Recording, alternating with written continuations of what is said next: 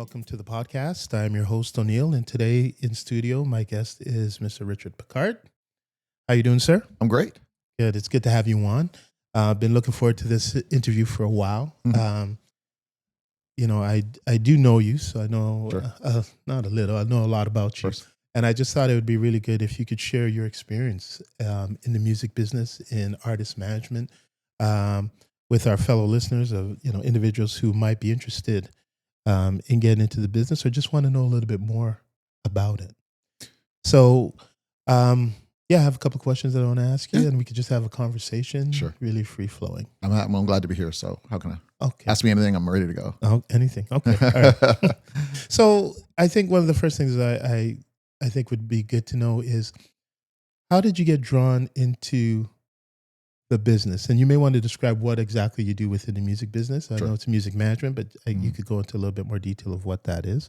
But what drew you to this industry? Well, the first thing that drew me to just the music space is just the love of music. I grew up in a Christian home. We went to church, and part of the Christian experience is music. And so it wasn't uncommon that we would have music playing in our home. That the time I spent with my friends in that environment involved, singing music, listening to music, buying music. So music has always been an important part of my lifestyle. Where it started to become more than just a lifestyle component, I would say was in high school. We were planning to do a talent show, and every year they would do this talent show. And so a few guys got together and they were forming a singing group, almost like a Boys to Men type of Mhm. singing group. I know the Well, group. and so I'm not a singer, Mhm. but I wanted to be a part of what they were doing. So I said, you know what, I'll do the bookings. I'll Mhm. do the administration. I didn't call it management at that time. And so they started off and started singing, and what started off as being part of a high school talent show now became an actual band, an actual singing group. And it started to grow into a group that was being asked to come out and sing. And because I had taken the role as being the administrator, Mhm. I was the one that was responsible for, answering the phone calls, organizing rehearsals, that type of thing. Right. So that's kind of where I got started. And from a time perspective, that's like 1987. Mhm. So, I'm 17, Yeah. and that's where, the management side, administrative side started. It was then. I did produce a couple events and things like that around that time, but I would say that would be the time where I felt like I had some success. And the last thing I'll say on this particular point is I didn't have any challenges asking people for money. Mhm. And so if you're going to be a manager, you have to be able to do business and ask for what you believe is valuable. And so I was okay with that. Some people were very kind of like, whatever you give me, it's fine. Right. Right. And I knew the value of my clients at the time, and I knew my value, and I was Mhm. able to express that with comfort. Yes. And so that kind of just made me the de facto manager. Go Yeah. get the money. And I guess that would be could be difficult for some, especially when Mhm. you're in the music area that's like the gospel. Mhm. And there was a time I know that sometimes that was, asking for money to do this and do Mhm. that. Sometimes there were, some questions about Mhm. should we be doing that. I think what we've learned is that people's investment time, learning their music and their craft and their arts, they should be paid, and there should be some monetary um, kind of award for what they do. So I know that was difficult for many people, but for you, that was not a problem. You were, No. No, it wasn't, and yeah, I don't mean it from an antagonistic point of view, because yeah, I was sensitive to what you're describing. yeah, I mean, there's this side, in religious life where you want to yes, donate your skills, yeah, and then there's a side of the life where you have to pay for something. mm, And my simple perspective on it was, if the plumbing in the church were to break down, they're going to call a plumber, and they're going to pay the plumber to fix the pipe. right, They would never ask that plumber to come and just kind of do it for some sort of ministerial benefit. mm, They would find value in that. And so I learned early, and I don't think anybody really taught me. I just kind of appreciated the fact that people don't value things that they don't pay for. And mm, whether they pay for it in money or they pay for it in time, they generally don't value it. And Yeah. so because I perceived and I had the confidence to know that what I'm offering has value, then I had that confidence to ask people to pay for it. Right. And it wasn't a lot. I can remember back then, one of the first engagements that I booked for the band was $200. Hmm. That was And big back then, that though. was, yeah, this Yeah. is Yeah. like early 90s, Yeah. $200. And this is just so that your audience has context. This is like a four-piece singing band with like a five-piece instruments, drum, basses, and we brought our own sound equipment. I Right. mean, it's a full production Right. for $200. Hmm. And I remember a pastor here in Toronto was quite angry Hmm. that we had asked for money, and I had to gently educate him Yeah. that the workman is worthy of their hire, and Hmm. that doesn't stop at the pulpit. And and from then, it just my courage in that area Right. grew, and I became known as a manager. I didn't even self-declare. Right. So Right. people like, call Richard. He'll take care of it for you, Yes. and that's Yes. kind of how it worked. Oh, that's great. So that's kind of the start of all of this. Yeah.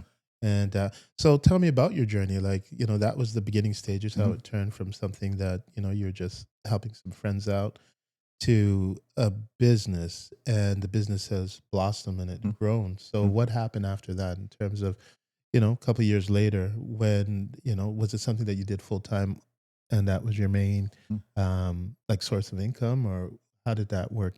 Yeah, it took a while to get there, Mm. and so I benchmarked my career as I stated in my late teens. Mm-hmm. So coming into the '90s, I was able to work with some really talented artists, and the one thing that I did earlier on was kind of declare my specialty. So my Mm-hmm. specialty was inspirational music. Right. And so I leaned into that. Mm-hmm. At that time, it was not as well understood from a business perspective. And of course, with religious lyrics, it creates some challenges in getting into the mainstream side of things. Right. People don't want you kind of preaching at their audiences and so Yes. forth. So it was challenging. But I enjoyed inspirational music. It fit well with my lifestyle. So I said, I'm going to stay in the inspirational space. So that was the first thing I did is kind of where do you play? Yeah. And then after that, I had a chance to work with some young talent that was growing that had a lot of promise. Mm-hmm. And I worked with choirs, I worked with soloists, male, female talents of various types. Some were long term contracts, management contracts. Some were just projects. Right. So I'd get on a project, and then once a project's done, Yeah. my work would be done. And that's kind of how I moved forward. But in everything that I did, O'Neill, I treated it formally as a business. Mm-hmm. So I wasn't into like that hookup culture where like, hey man, just give me what you can. Yeah. Yeah. No, Yeah. we're gonna have an agreement. Yep. We're gonna state the terms. I'm promising to do this, and you're Mm-hmm. promising to do that, Right. and we're gonna write it down. Mm-hmm. And I did that so that people would respect my gift. Right. And I did see it as a gift. I Mm-hmm. didn't see it as, okay, that's your job. No, this Right. is my talent that I believe God gave me. This is my ability. And That's so important. I respected I that. want to get back to that, but Yeah, keep yeah, going. no Sorry. problem. Yeah. So that's kind of what I did. And because I had that formal approach to things, Mm-hmm. it actually became an attraction Mm-hmm. because there's so many uh, artists out there that lack that structure Mm-hmm. that they're like, call Richard. Yeah. He even if it was just for advice, Right. like he can at least help get us organized. And then the last part I'll say before I stop talking here is people were making money.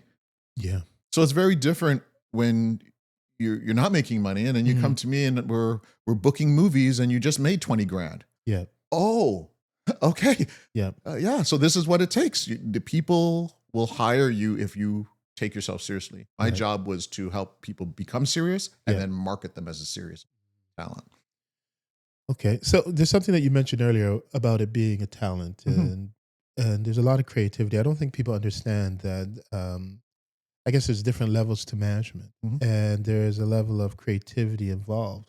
I don't know if you could speak on that. Is that something, as you as a manager, in terms of maybe style may not be the right word, but are you very creative? Are you very hands on? Are you, when you're developing your talent, what does that look like? I'm very hands on. Okay. I'm very hands on and I am creative. Mhm. My career, I've, produced records. I have created live music experiences. I've done things that would be deemed creative. Right. I've, of course, done it with other people. I haven't done it alone. And although I don't play an instrument or I Mhm. don't sing per se, I do have the ability to understand how music is put together and how to create strong listening experiences. And Mhm. so I get my hands in the mud when it comes to that. Right. It's a little bit of a prerequisite for me in terms of working with people to be Mhm. able to influence it creatively, because not that I need to kind of have my way, but I that's part of my gift set. And Right. so I wouldn't leave that part out just to be able to do an administrator part of job, because at that point you don't need me, you need just somebody to answer the phone. I'm not Right. that person. Okay. I'm here to help create those guardrails and to provide advice and counsel to move you forward, to create value in what you're doing. I'm here Mhm. to add value. Okay. And so part of that adding value is being able to bring to the table not only business opportunities, but creative opportunities. So yeah, Mhm. so I do get involved in that regard, and it's worked out well. I Yeah. mean, people have benefited from it. So is it in terms of your management, it's very collaborative, Oh, I for assume. sure. So when you have different creatives, I'm sure there are times when, um, you guys will have different ideas on where to go and the direction of certain things. Mhm. And so how does that process work? Because I think with a lot of artists, and I'm familiar with artists, and Mhm. some of the things that they do in terms of their business acumen, sometimes it's not there. They're really about their art, their talent, and sometimes they don't understand Mhm. why the structure may be needed and why we have to move forward and do certain things because of different demands. Sure. So, for you, being also creative and working with the creative and kind of keeping people on the right path to complete a project or Mhm. something like that.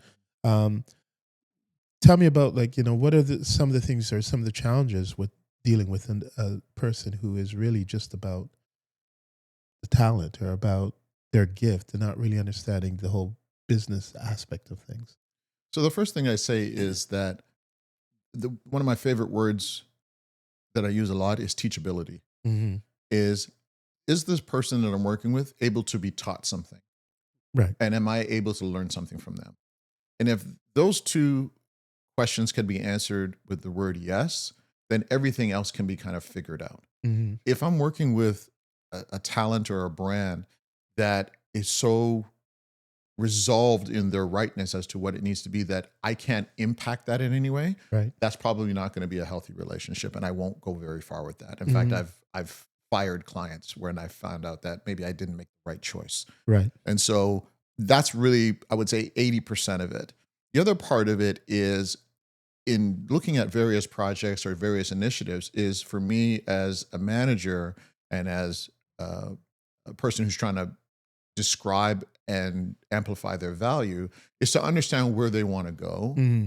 and work with them so that collaboratively we agree on where that place is. Hmm. And then once we agree, I have my marching orders. I can move forward with confidence. Hmm. If it's a dictatorial thing Hmm. where my client is just like, no, I'm not going anywhere else other than here, Hmm. and I'm seeing, some potholes Yes. coming up in the road Hmm. that could perhaps create some problems for them, and they're not at least acknowledging that these are some concerns that need to be mitigated, Hmm. well, then what's happening is you're putting my income at risk, Hmm. because as a manager, I make a percentage of what you make. Right. And so I'm taking all the risk up front. Hmm. It may take me 2 or 3 years to get to a point where I build you up to a point where my 20% is Hmm. actually a meaningful number. Right. And so Right. if I'm going to invest a year, 2 years building value in you, I'm only going to do that if I can actually get to the point where you're valuable. Hmm. And that requires some adjustments along the way. If you're not prepared to do that, then I'm really making a poor decision business wise for myself. I won't continue. Hmm. And so any artist that I've worked with or any projects I've worked with, I've always kept in mind that this has to make good business sense. And if it does, then we can move forward. Now, as I said a moment ago, I also have to be teachable and Hmm. be able to understand their vision Right. and even appreciate the fact that I may not understand 100%. But if I Hmm. can get to about 60%, Yeah. 70%, that's like I'm Yeah. good enough. The rest we can kind of figure out as we go. Hmm. And it is a professional marriage. And so for people who've been in long-standing relationships, you realize like it's not perfect and Hmm. you're not always going to agree, but you have to be agreeable Yeah. and you have to agree to work together to get to the point where we're all kind of pulling the rope in the same direction. Yeah. So it's really a give and take. It's like you said, it's like a marriage. Yeah. And, You know, the child And is, mutual respect. yeah, Um, an artist has to recognize that, like I said a moment ago, I'm working for free until there's value built. And yes, so an artist can't be like, well, I'm just in the vibe, because how mm, is your vibe going to pay the bill? right, right, If your vibe ain't paying the bill, then we need to have some vibe, but then we need to be like, okay, we need to do this to actually give Richard something to go out and pitch, yes, you know? And so that part of it has become, artists are much more knowledgeable now. So those conversations are much more easier to have. yeah, In the early days, they were much more difficult to have. really. Yeah. So you mentioned that artists now have a better understanding of the business. Um, have you seen changes in the business, like in regards to the artist relationship and what they're doing for themselves now that they are a little bit more educated and understand a little bit more how things work? Absolutely. One of the biggest problems with artists in the 90s and into the 2000s, even into 2010 era, is that there's a bit of sit back and, you do it for me. Hmm. I'll be over here being a star, and you as management go make me a star. Or if you're signed to a record label, Yeah, I'm going to go to the studio and then I'm going to go back to bed, and you all go out there and sell me a platinum record. yeah. And so there was an imbalance of effort in some Hmm. cases. You'd get some artists that work really hard and they would get the results for that. But the Right. large majority of them wanted to be made a star and Yeah. didn't want to work their way towards becoming someone of significance or an artist of significance. So Mm. now a couple of things have changed. One, there's not as many people who are doing artist management. So that people who are doing Really? artist, no, there's not as much. So people who do artist management on a professional level get to pick who they want to work with. Number one. Mm. Okay. Number two, it is all about numbers. Everything is now documented. How many units, how many scans, how many streams, everything. You can't just say, I'm a star, look at me. Yeah. What are your numbers? Yeah. Yeah. Yeah. And the numbers are now not hidden in record label accounting files. Hmm. Numbers are on Spotify. How many streams do you have? I can see Right. it. Yeah. Screenshot it, send it to me. Like, everything's objective. How many followers do you have? How big is your audience? Those things can be easily quantified. Yeah. And so it's not as easy to have this kind of nebulous, I'm successful. Right. You're going to have to back it up. And so I believe talent has evolved and come to realize that I have to be part of this process. Hmm. Not just the performance side, but the business side as well. And so they're much more engaged, Hmm. and they can't go out there and just get management. You have to earn your way. Management is starting to figure out who they want to work with and who they don't want to work with. And because that is the case, you are applying really to Hmm. work with somebody. So I think that has brought about a lot of change. Another thing that has happened over the years is social media has become a leveling tool Hmm. in many areas of business. But Yeah. with regards to music, you can have somebody who doesn't have a lot of money, doesn't have a record label, doesn't have management, but has a lot of heart and passion. And with a cell phone and some creativity, generate a lot of attention for themselves and ultimately generate revenue for themselves without having a whole bunch of infrastructure. So, so I don't forget, Yeah, just go ahead. quickly, you mentioned that there's not a lot of artist management Mhm.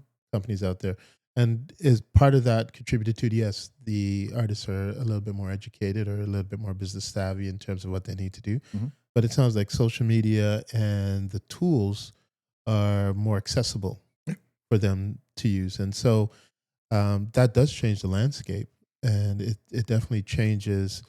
Like you said, there's less artist management managers just because of supply and demand for them. Well, there's one key thing that's happened in the mid 2000s was this interesting thing called the iPhone, Yeah. and other devices like that, Mm. which created uh, low cost accessibility to music. I Hmm. mean, nowadays people don't even buy, albums or singles. They Uh-huh. subscribe to a streaming package. They Yeah. pay their $15 a month or $20 a month, and they have unlimited access to music. Well, if an artist manager is making a percentage of revenue and you were making a certain percentage from record sales, that's Mm. gone. Yeah. And so you're only making money on other ways that you can exploit the brand. Mm. And so that can include live performances, books, it can include other mediums of appearances and so Yeah. forth, and other assets that you can build and make available for sale.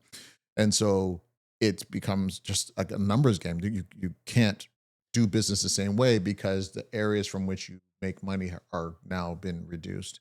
And you have to innovate and think of it differently. Yeah. Do you think that's positive or a negative thing? Oh, a change is inevitable. So Yeah, I yeah, don't look at it as positive or negative. It is a weeding process though. yeah, And so someone who's kind of rigid in this is the way I do things may find it to be frustrating. yeah. For someone who says, okay, I need to adjust, then you take the time to adjust. And I went through my adjustment periods where I had Right, to make some changes and experiment and rediscover what it is that I do and then deploy. So even now I'm in the midst of another phase right. in my management career Mhm. where I have to kind of rediscover, retool, redeploy. Yeah, and I'm in close proximity to stuff that's happening in the Sure, music community more before than now. sure. But you definitely saw the changes and the trends happening. And as an artist, you wonder, well, how do you like earn your living? Like you talk about, there's no more album sales. That's kind of phased out. People are with streaming. There's a lot of talk about the streaming platforms are not paying the artists enough, Correct. and so at the end of the day, it really comes to, and I could be wrong. It's really about live performance, it seems, and like other mediums, like whether it's writing a book Mhm. or whatever. But it looks like live performance is something that the artist has a little bit of control in regards to earning some type of income. I think the first thing, O'Neill, that artists should look at is the fact that I'm not just an artist, I'm a brand. And Mhm. what is a brand? A brand is an experience. Right. And so when you start looking at yourself in that in through that light, Yeah. you look at it very differently. Yeah.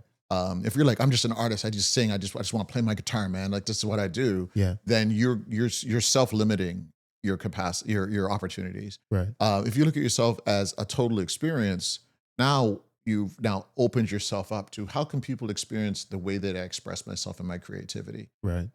and that type of persona thrives in this space. Mhm. And so you take, for example, the Kendrick Lamar tour with SZA that was so successful Right.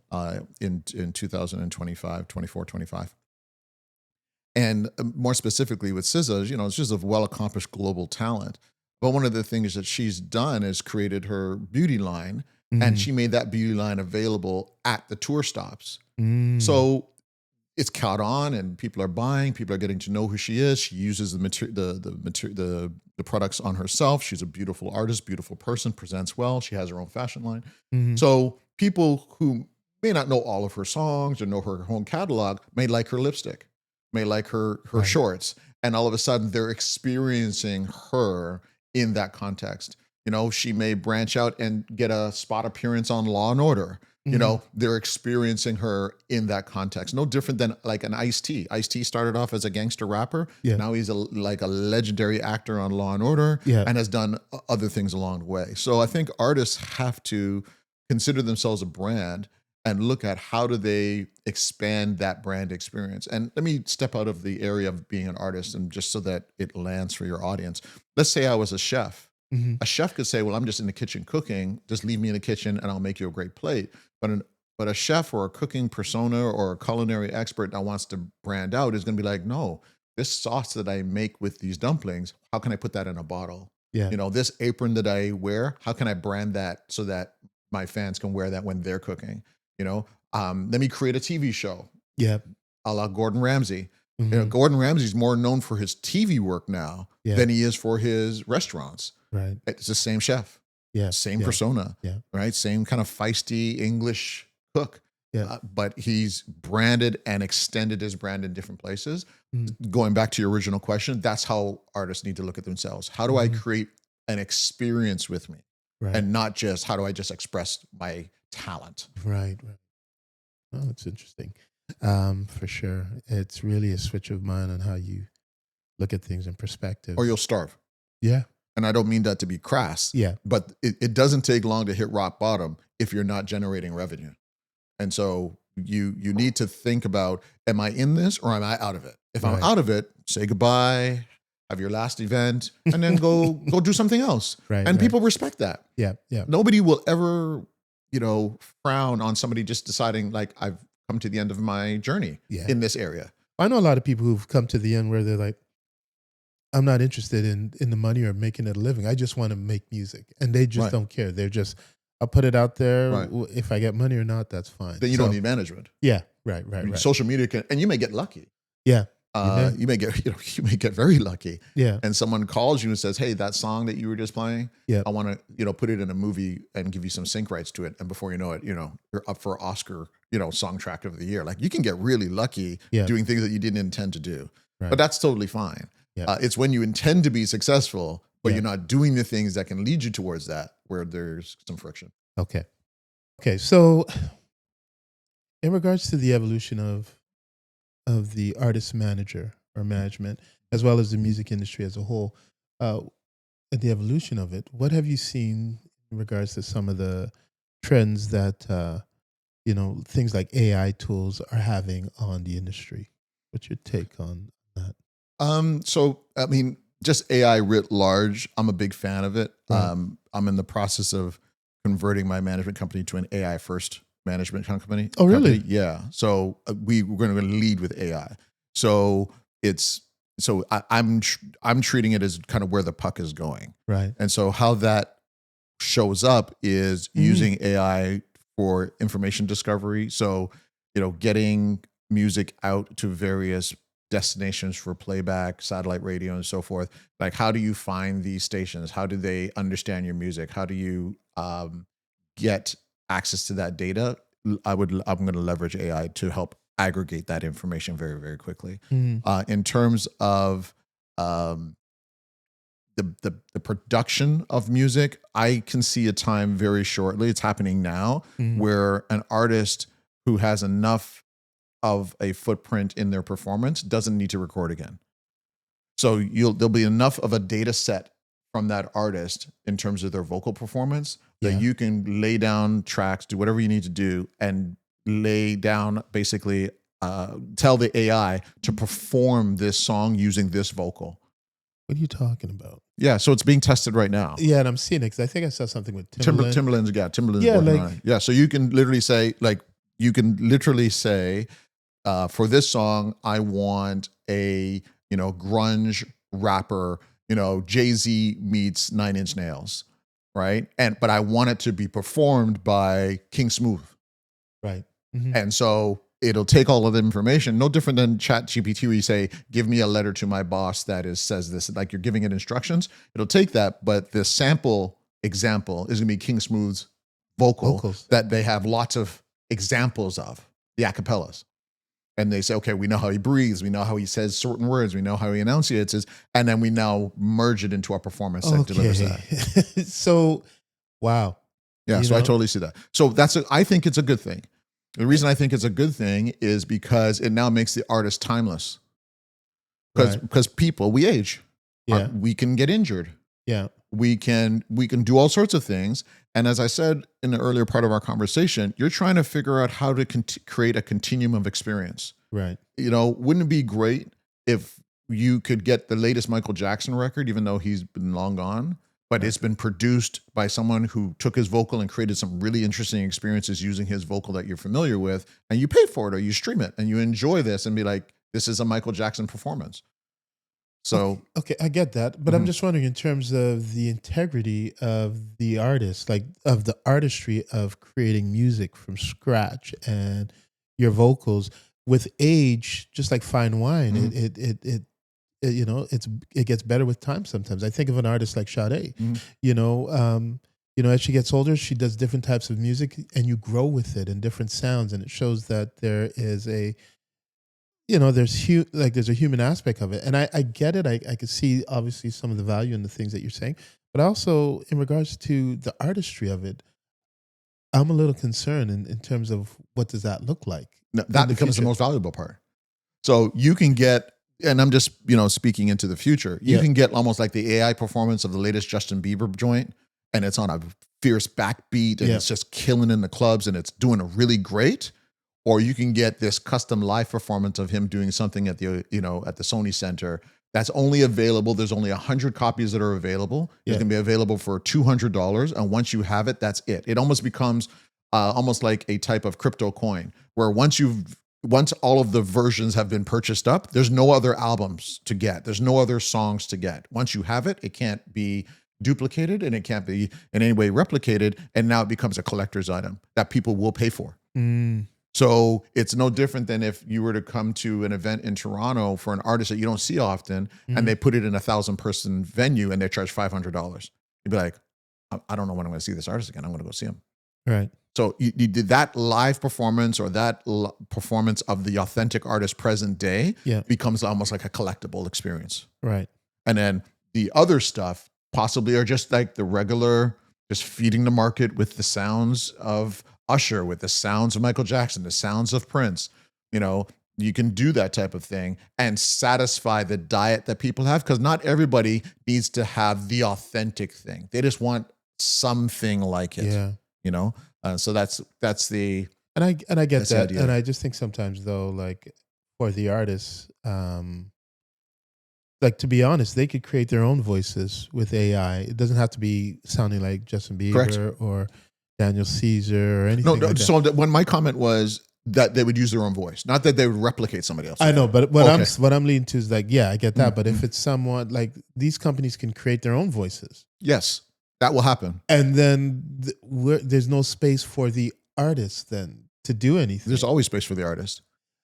There might be, but it becomes limited because now you're going to have these, like, say I'm Joe Blow. I'm like, you know what? I want to create a song, Yeah. and I want it to be high pitched here. I want this in the mid tone and blah Mhm. blah. And they create their own voice, Yes, and now they have a music performance. out there. Yeah. And so, not just one or two, many thousands, 100 millions of people would I could possibly see doing that. Sure. And then it's going to flood the market in terms of, these people creating it. They're creating. I don't know if they're really an artist. Like they're just creating um, voices to sound like what the current trend is, right? Mhm. So Mhm. I don't know. I think that would take some digesting for me because for me, like I use Sade, for example, or I use Maxwell. With time, their voices do change. And but you've known them from here and you grow with their changes. You Mhm. grow with the types of music that they're doing. Mhm. As they get older, their music and sound is a little bit different compared to Mhm. when they were 19 or 20 and they did Mhm. a certain type of music and you Mhm. grow with them. And I think I I think there's beauty in that. So let me throw something at you just while Yeah. we're chatting about this. So we'll take Maxwell. I'm a fan of Maxwell as well. So Mhm. let's say, you have Maxwell, the authentic Maxwell, Yeah. and then you had this other brand persona called Maxwell AI, Yeah. a completely brand experience, but it's a sanctioned, licensed Maxwell experience. Right. So the latest Maxwell comes out. He's got a couple of singles. It's a great experience. Yeah. And then he's got this Maxwell AI persona that he's pumping music out of. He's licensed his voice. He's authorizing what goes out. It's not just going to be anything. Yeah. Yeah. Yeah. But it's understood that this is a generated voice, right. but it can be a whole different experience, Right.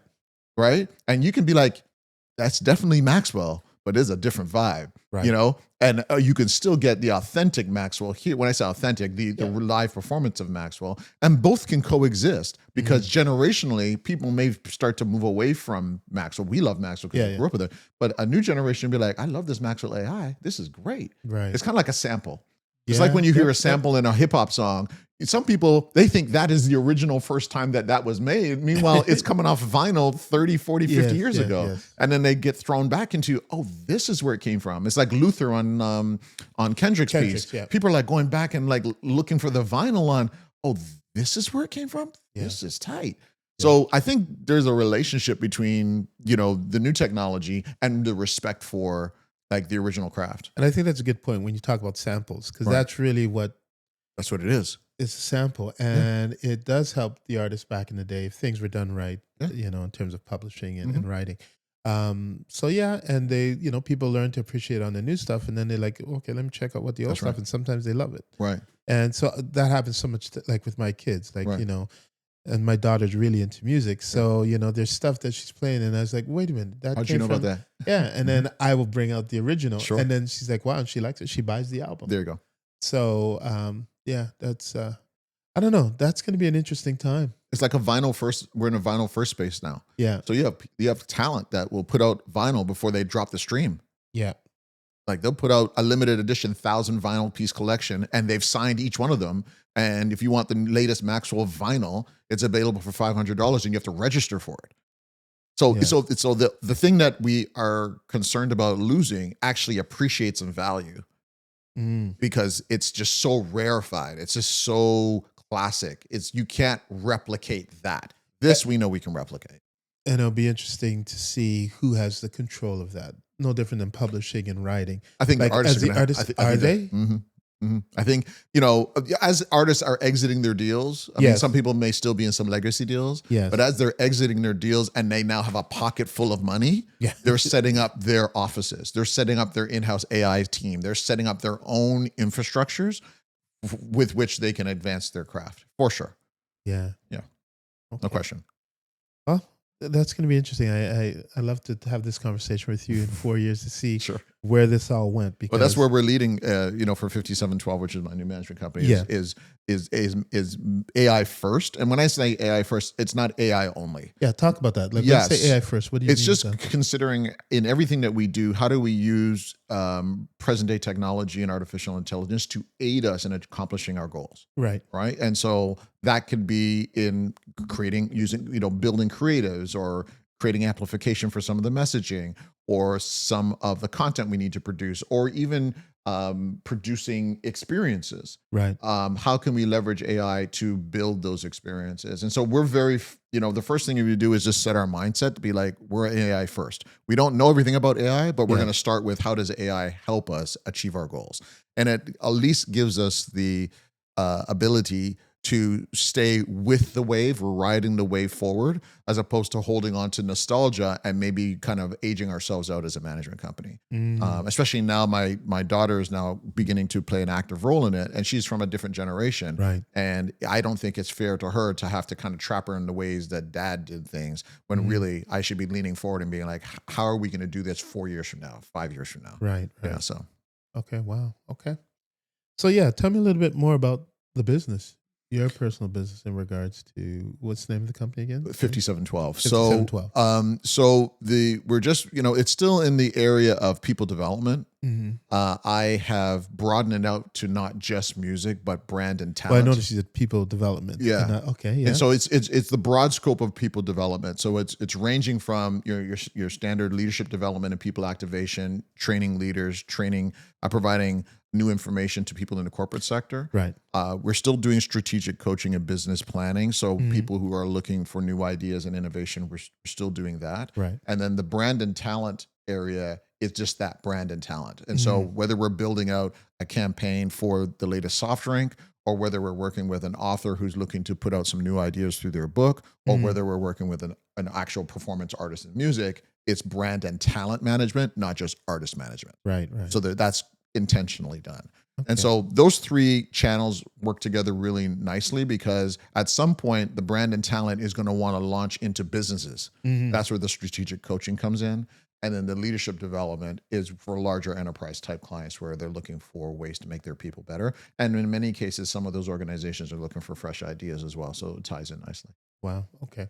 So have you already launched the business, or is this Yeah, we're something up, we're up and official? running. Yeah, if you Okay. go to 5712management.com, our website's there. And we are opening our office in Atlanta, so we'll be in Toronto and Atlanta. Mhm. And so that gives us, kind of a continental presence. Yes. And as I said, we're leading with technology and beginning to form partnerships in that regard. So it's still very new, but Yeah. we have a lot of energy around it. We're excited. Okay. Wow. So I was going to ask you, moving forward, like what should artists expect from artist management? But now let's say people management. Like Mhm. what should any individual that's looking to be branded, or specifically within the music business, but as a whole, what should they be looking for in a management company or a branding company? Like what if you were to give someone advice, when you're looking for someone to represent you, this is what you need to be looking for. With all your experience and what you've done over the years, what should they be looking for, and what should they expect? A place where they can collaborate, Mm-hmm. and they should expect change. Mm-hmm. That's really it. Everything else is going to be the fruit of that. Mm-hmm. So when you're looking to, identify an organization to join you on your journey. Yeah. It is a professional marriage. It is Right. a collaboration. You're going to share ideas. You're going to share visions. You're going to come together, and where those things align, you're going to lock in and create something special. If you're just looking for someone who's just going to do for you what they did for someone else, then you probably will find it frustrating because you don't know what that person did to Right. get what they achieved. And so I would say identifying an organization that you can collaborate with is going to be a key.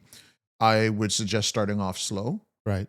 Start off with some projects. Mm-hmm. Just start off collaborating on a project that has a Right. beginning and an end, Mm-hmm. and just see, through this dating process, Mm-hmm. if you like each other and if you're able to generate fruit. Yeah. Sometimes you don't, but the project worked out great, Right. but it's just not a good mix for you, and that's okay. Mm-hmm. And then the last thing I would say is change. This world is changing very, very quickly, Mm-hmm. and technology is fueling that change. And so, if you're the type of brand or you're the type of artist that is kind of holding on to something in the past, and I don't mean it from not from a nostalgic point of view, but like I like it the way it's done this way, Right. you will very quickly realize that the resources available to you will become less and less, because anyone who's moving forward is got to be on a surfboard. You have to be able to kind of ride the wave Mm-hmm. and turn and adjust to meet the needs of the marketplace, to meet the facilities of technology, and to create value sufficiently enough that people will part with their money and give it to you, or part Mm-hmm. with their time and give it to you. And that's kind of where you are. Other than that, anything, the sky's the limit. You can do anything you want.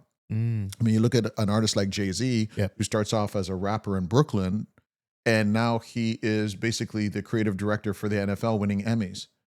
Right. Like, you have Kendrick Lamar, who's a rapper, who's now not only a rapper, but has won the Pulitzer, he's won an Emmy, he's won a Tony Award, he's won a Grammy, Oscar. And he's one of a rare artist breed that has been acknowledged in various um, verticals within the creative space. Right. That's what we're talking about. Right. So having that ability to be open to moving freely about the cabin as it relates to industry and creative industry and so forth is what's going to create longevity. Wow. Yeah. Change is inevitable, and yeah, something that you keep mentioning is that you got to be open to change in order to keep things going and to be relevant. And I want to qualify that just while you prepare for your next question, is not that you have to be a flag. Yeah. At some point you have to sit down and focus on something Mm-hmm. and perfect it and become proficient at it and so forth. When I use the word change, I want it to be understood that this is not forever. Yeah. What you're doing here, that you just spent 3 or 4 months kind of getting your head around, and you're going to work on it. Maybe you'll do it for a year and a half, and then something is going to add on to it that's going to take you in a new direction. Right. Or some individual is going to come and introduce themselves, and you'll be like, hey, I never thought of that idea. Let me be open to that. Right. That's what I mean by change. But it doesn't mean like today you're doing project A, and then Yeah. tomorrow you're doing project B, and then, It's all over 2 the months place. from now you're specializing in this area C, because then people will find you to be unstable. Right. And that repels Yeah. folks. Mhm. Whatever you're going to do it well. And I guess the last thing I'll say, and I can talk a lot, so let me Go ahead. be mindful of that, is whatever you're going to do it well. Right. Like the idea of change and the idea of technology and AI and all these big terms that slosh around, at the end of the day, do it well. Do Right. the basic things well. Yeah. Respond to people. Yeah. Act with professional courtesies. Mm-hmm. Be curious. Be open. Right. Don't embarrass your family and friends. Okay. Mhm. Don't be disrespectful. Yeah. I mean, we're seeing in present culture now huge icons, cultural icons being brought to their knees because they just don't know how to respect people. Right. It wasn't their talent that brought them to their knees. Right. Right. It wasn't that nobody was buying their stuff. Mhm. It's because they just don't know how to respect people. Yeah. And so don't lose that part of it, and you'll be fine. Mm-hmm. Mm-hmm. Which kind of leads to one of my next questions that, we talked about if an artist is looking for someone to represent him, but in regards to you, in terms of what you're looking for, you're saying now that you could be a little bit more selective, especially when it comes to artist management, in terms of what you're looking for. And so, what is it that you are looking for to manage or represent someone? Uh, I'm looking for people who are curious about creating new experiences. Right. So I'm not interested in being on the cutting edge of whatever's out there. Yeah. There's space for that. That's kind of not where I'm playing. Yeah. I'm okay being just a couple of steps off the cutting edge. Yeah. But I am looking for people who are interested in learning, interested in growing, and are prepared to invest in themselves. Yeah. I am expanding beyond, performance, and I Yeah. am expanding beyond inspirational music. Okay. I will always do things that um, are not going to cause me shame or bring shame to my family's name. Yeah. So there are limits to the things that I will do, but Absolutely. it's not only going to be just gospel music or inspirational music. Yeah. I am curious about the AI space, which is why we're leading with AI. Sounds like it. And so I want to see what is possible in that space in terms of developing catalogs of IP. So management is not just managing people, it's managing assets. So how can I build a library of assets that I then can put to work out Mhm. in the marketplace? And so those are the types of things that I'm looking at: managing people, managing ideas, and then managing like assets. Right. Right. We talked a little earlier about using AI to actually generate content. Right. Well, once that content is generated, I could basically trademark that and now put that to work as an Mhm. asset. Mhm. So those are the things that I'm exploring. And you would think where I am in my career, I'd be looking for the exit door, but I Right. think I'm just building my curiosity even more, Mhm. and seeing where it goes, and just recognizing that I have to kind of be flexible. But to directly answer your question, I am looking for people who are hungry, open, curious, and creative.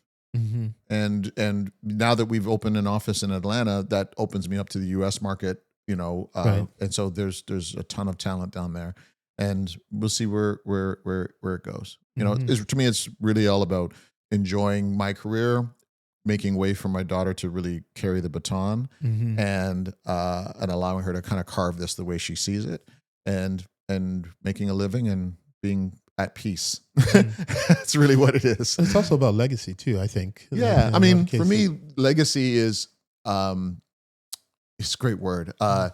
It's kind of what they say about you when you're gone. Yeah. Yeah.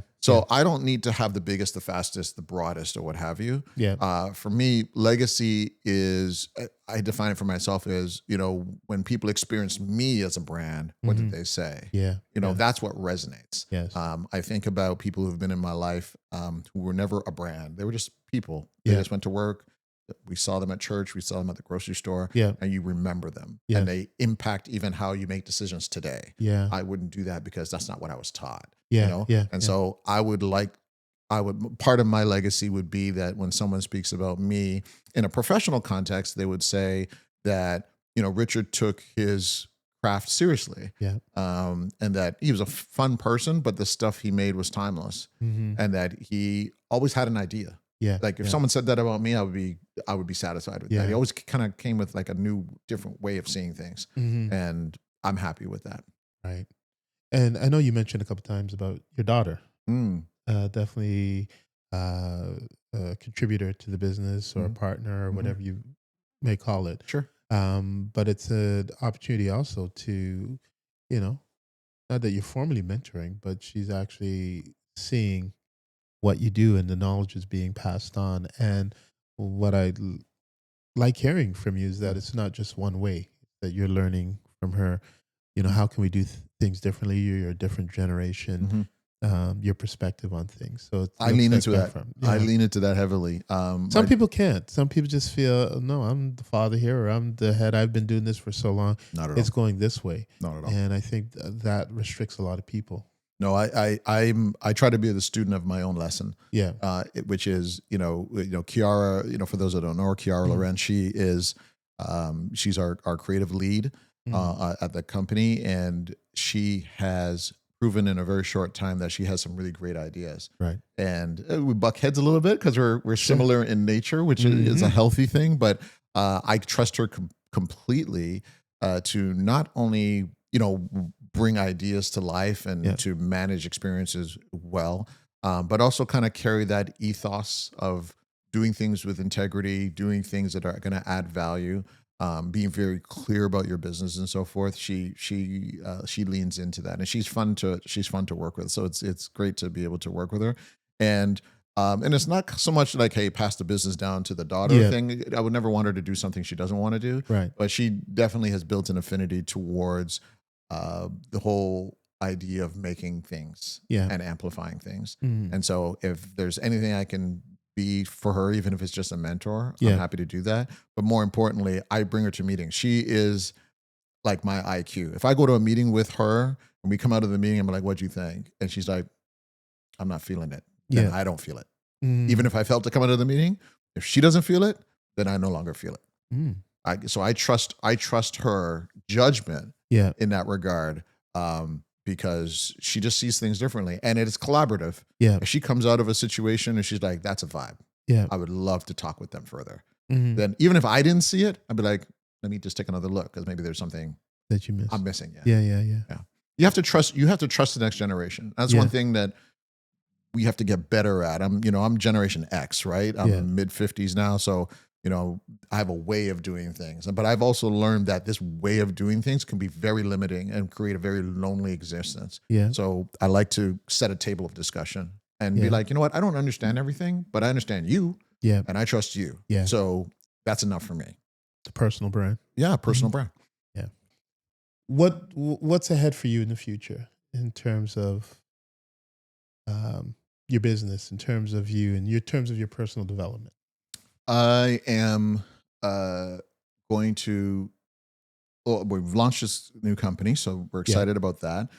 Me personally, I want to get into the space of people development. I'm doing some teaching and some sharing, and some really inspiring conversations. I Yeah. guess Where are you teaching? becoming the brand. I'm still at U of T, and I love shout out to U of T. I enjoy working for the Faculty of Continuing Studies, working with adults and helping them with their understanding of digital marketing. Yeah. But for me, I'm getting to the phase of my career and maybe even my life where I'm just trying to just encourage people, Mhm. and doing it in a way that allows them to see possibilities, especially after they've been through some significant change. Right. And so that's where I'm leaning into. I'm going to be writing a book with my brother Robert, and Yes. that's something we're looking forward to working on. That is going to be a bit of a self help book on helping people kind of in the middle of their life Yes. continue. Mhm. So we're excited about that.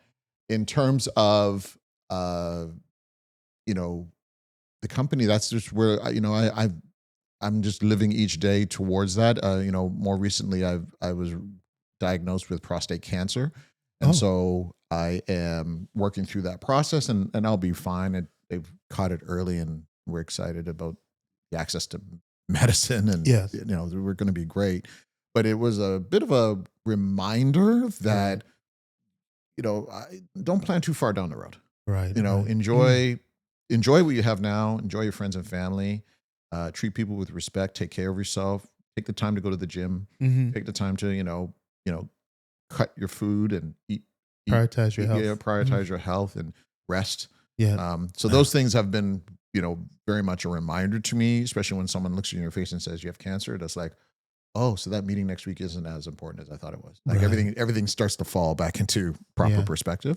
So in terms of looking to the future, I try not to go too far down the road, not Yeah. because I don't have any hope, but I want to be present today. Like, Yeah. so what am Yeah. I doing now? What am I working on now? That's good. So yeah, so building the company, working on the book, getting that messaging out, having conversations, and a little bit of travel. There's a few Mhm. places in the world I like to go and see An experience. Yeah. an experience. So I'm doing that. So that's what I'm up to. And making sure my girls are good. Yeah. Yeah. Yeah. Shout out to Kayla and Kiara. Mhm. Hmm. Mhm. Your pride and joy. Yeah, yeah, my girls are great. They're funny. Yeah. They're funny. Wow. Well, they keep you young and they definitely keep you current. Yeah, they For keep me sure. current and they keep me hopeful. I mean, young people sometimes get a bad rap, and Mm. when I see my daughters and children from folks in my circle, it's like, you know what, future's in good hands. We should Yeah. not worry too much about them and their ability to make contributions. So I'm hopeful that I can be around to see that come about because they're actually quite promising. Yeah. And you know what I find exciting is that you're writing a book. Mm. with your brother, and I know your brother is an author. Hmm. Robert, Hmm. we've had him on the show, and he's done. There's a book that he Hmm. has done, and you have supported him in regards to, Hmm. even some of the research and even, the marketing Right. of it. I know that with that book, you guys are both involved in the scholarship. So Right. there's something.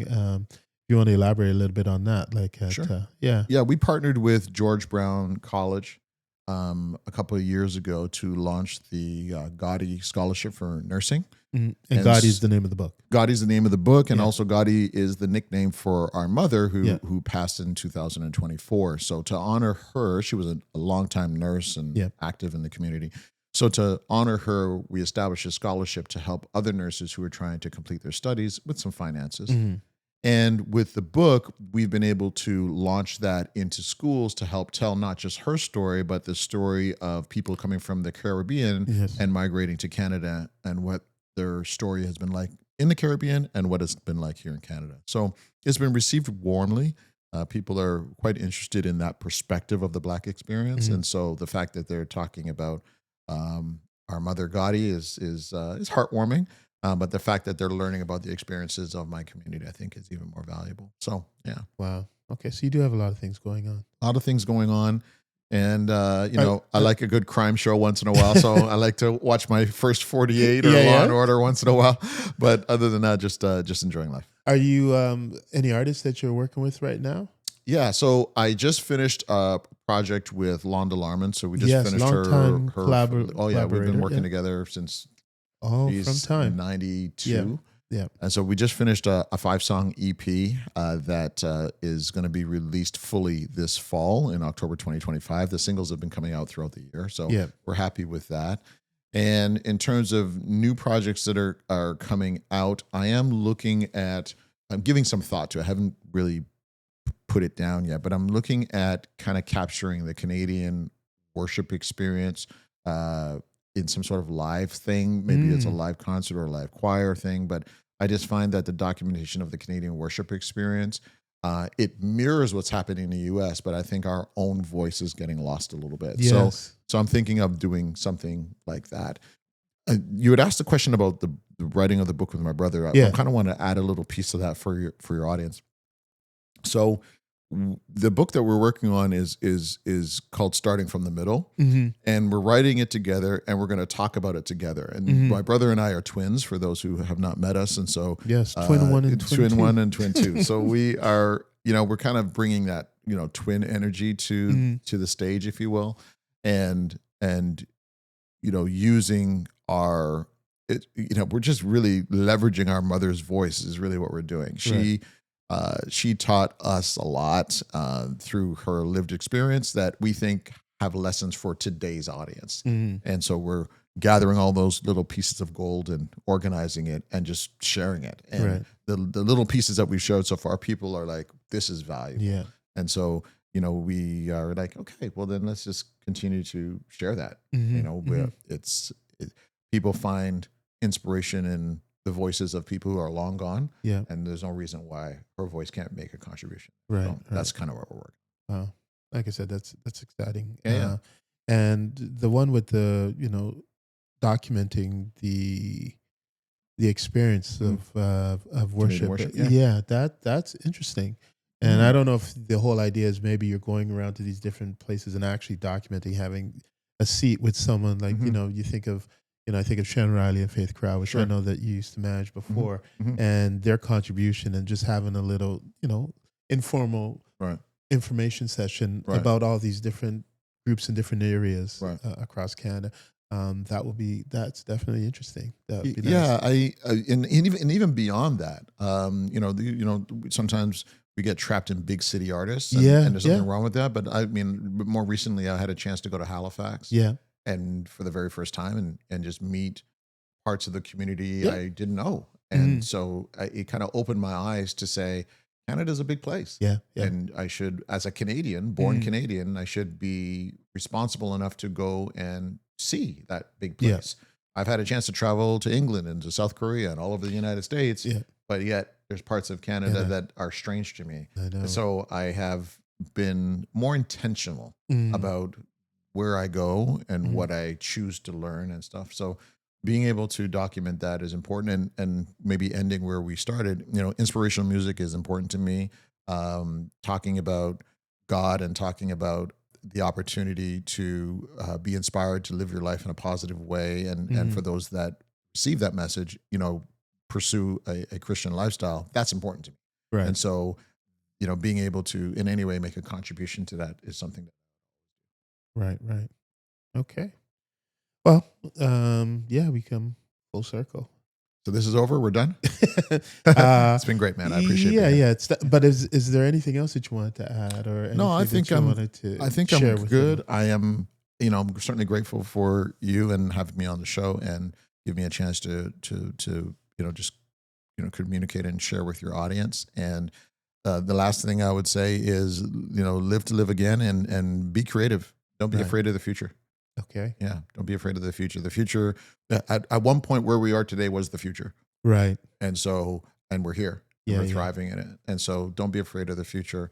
Lean into what you are passionate about, and everything tends to just work out just fine. Wow. Okay. Well, that's good advice, and Mm-hmm. it's great having you on this the second time, Of and I course, probably want you on again. no Yeah. problem.